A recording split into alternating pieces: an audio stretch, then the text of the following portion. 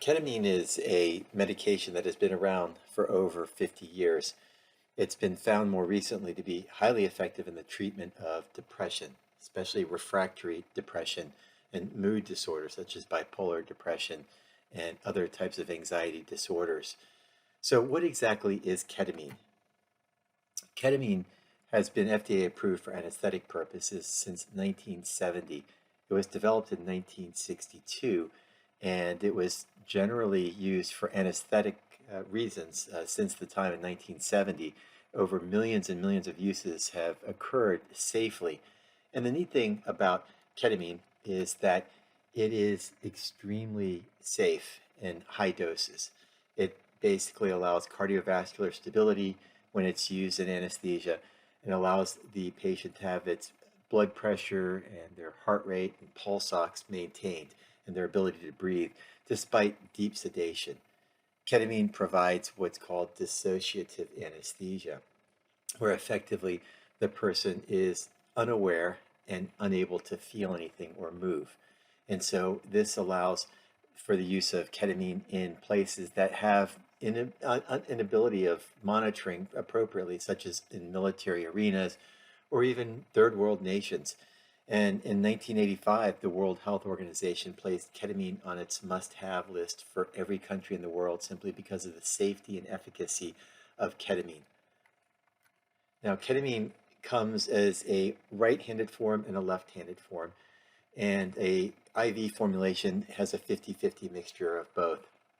The S form, or left-sided form, is actually FDA approved as a nasal spray called Spravato for the treatment of depression. It's FDA approved for depression treatment.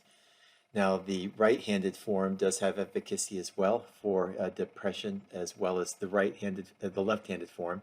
But the ability of them to interact with the receptors are different, and some of the pharmacodynamics are different between the two. We can cover that in a future presentation. And ketamine has been known in its party atmosphere use, especially in raves, and its use in Southeast Asia. And like other medications, it can be abused, just as food can, and sugar, and internet use, etc. And it can be abused as well. But the neat thing about ketamine is that it doesn't have a true withdrawal syndrome associated with it. So people use it for prolonged periods of time can stop it, and there's no withdrawal like there would be from the use of caffeine, for example, or opiates. And so mainly when ketamine is abused, it's usually abused in the context of other drugs as well. And so that is certainly something that can happen. Now, the medical use of ketamine is very safe and very effective and monitored as well. It doesn't produce any sense of craving for ketamine, but its efficacy in the treatment of mood disorders has been profound. And there are many individuals who have suffered for years and have undergone an extensive mental health journey and have failed treatment after treatment and have found ketamine therapies to be effective.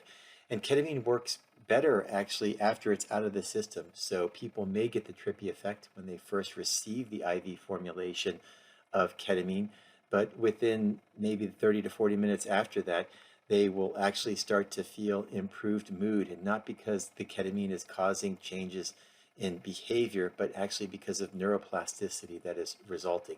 So the ketamine's out of your system about an hour later, and within a day, it's actually the neuroplasticity and changes in the way the neural circuitry is running that actually improves mood. So ketamine is given in a number of different formulations, and generally in the clinic it's given as an IV drip. This drip is given over 40 minutes, usually a series of 6 infusions over 2 weeks. Every other day format is a typical format, but for some people, 4 infusions may be sufficient.